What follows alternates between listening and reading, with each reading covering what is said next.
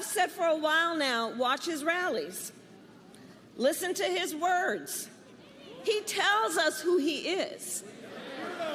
And he tells us what he would do if he is elected president. So here tonight, I will show you one example of Donald Trump's worldview and intentions. Please roll the clip.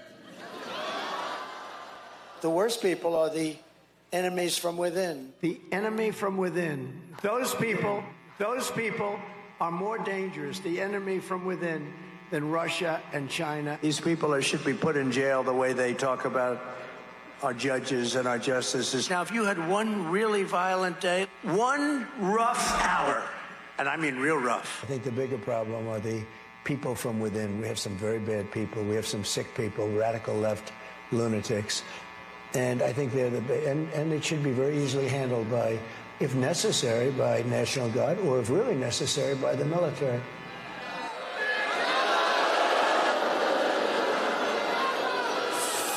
So you heard his words. You heard his words coming from him.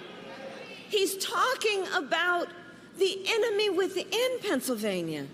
He's talking about the enemy within our country, Pennsylvania. He's talking about that he considers anyone who doesn't support him or who will not bend to his will an enemy of our country.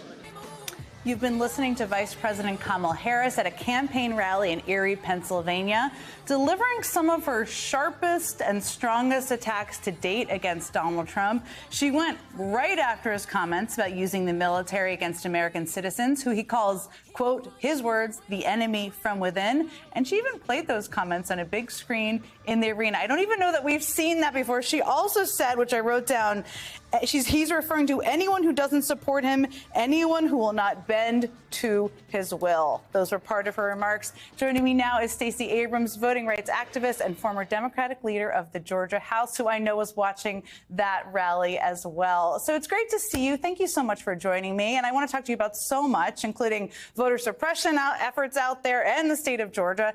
But I just want to start with the vice president's remarks. I mean, I heard them as some of her strongest remarks, rebuke of what is at stake here, of the threat of Trump to date.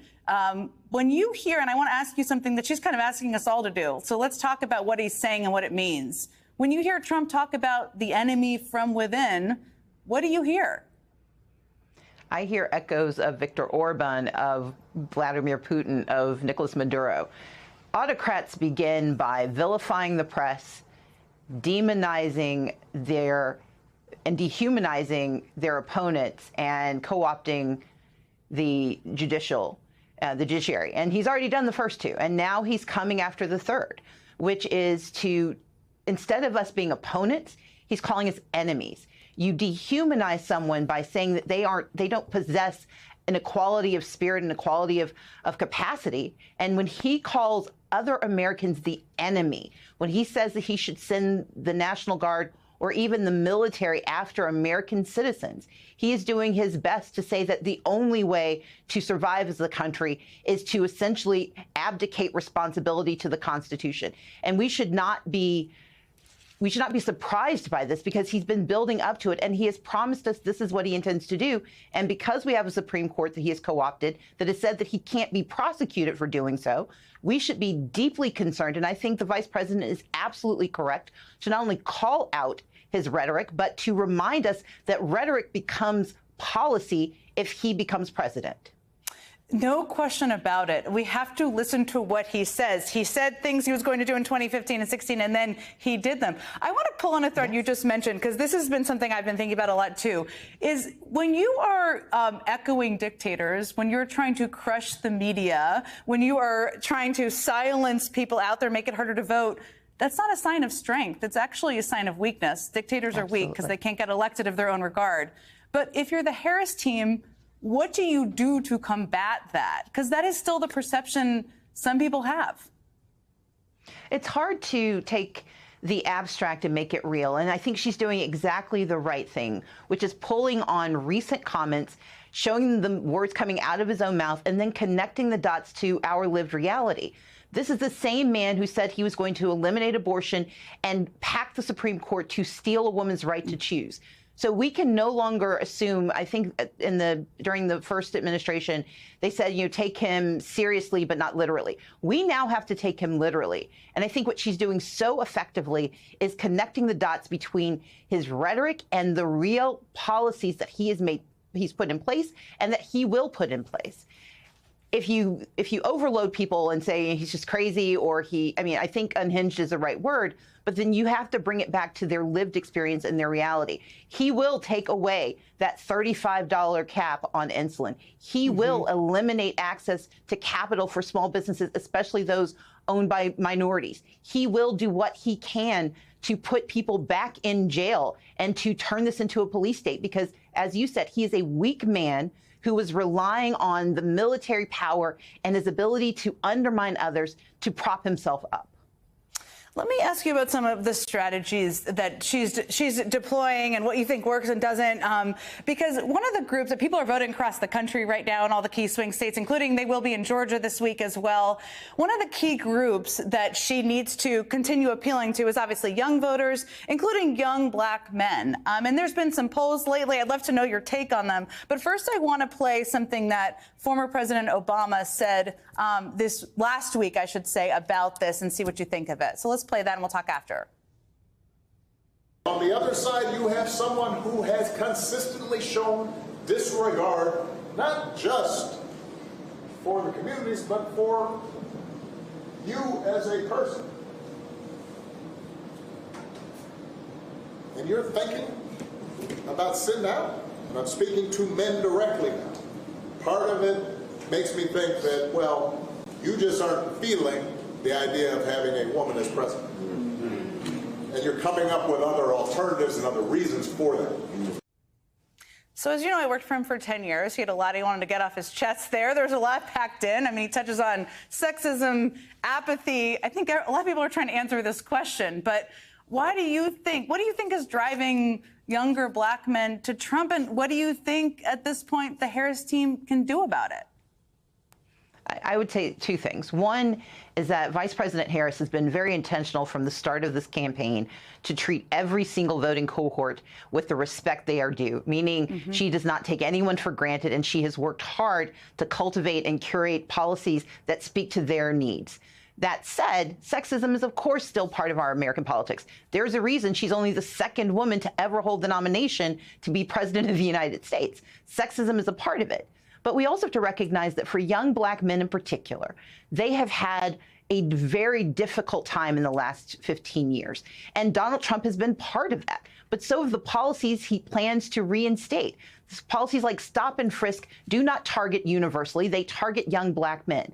Access to capital is one of the strongest barriers to starting your own small business, and he will eliminate that. When you hear him say he doesn't believe in DEI, what he's saying is he does not believe that people of color, namely young black men, should have access to capital. What he has said and what he will do is return us to a time when young black men are walled off from opportunity. Now, what he is willing to do is to lie about his intentions. And if you listen to his lies, it's like listening to Santa Claus. But Santa Claus is real, but you don't vote for Santa Claus. You don't vote for Santa. You vote for a leader who sees you, who has a plan to serve you, and is willing to acknowledge that there are weaknesses in our existing policies. And that's what Kamala Harris is doing. She's saying we have not done everything we need to. That's why we hold elections. That's why we hold office. But she has a plan to address those challenges. And as someone who was, cast as unappealing to young black men when I ran, I will tell you that I received strong support, identical to the African-American gentleman who was on the ticket with me, Raphael Warnock. And so I also encourage us not to overread into this moment. Her willingness to speak directly to a community is a sign of respect.